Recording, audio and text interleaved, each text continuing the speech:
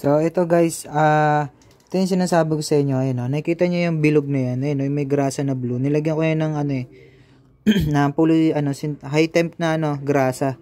So, yun lang yung meron ako dito, pero pwede na yan. Yung return spring niya, kapag hindi na gagrasahan or nanigas na kapag natutuyo ng ulan, ng tubig, naninigas yun. Ngayon, yung maliit na bearing dyan, yung bilog, yung pang return niya, nahuhulog yun. Ngayon, magi-stack up to, pero walang sira tong buong asin ng switch nyo. Dahil lang yun sa maliit na bearing. Kaya tara, papakita ko sa inyo pag ano itsura pag okay na siya ulit. So, ayan, diba? Ganito siya, diba? Pag yung binili natin, yung stock pata mo. O, diba? Bumabalik na. Bubuksan nyo lang yan, tapos kukuhanin nyo to mga boss. Babaklasin nyo yan.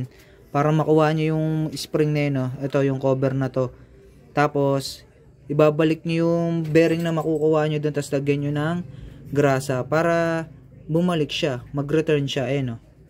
So, natatawa ako sa mga bumibili agad ng bago, no? Daming pera, So, yan, bumabalik na siya. Ay, wait lang. Di pa kasi naka-screw yan, O, ayan, Yan. Gagrasahan nyo lang yan, mga boss. Baklasin nyo lang yung switch nyo. Para sa yan? ADB 160 na switch. Para sa mga may problema sa switch. Dahil yun sa may return spring. Hindi na bumabalik yung spring kasi natuyuan.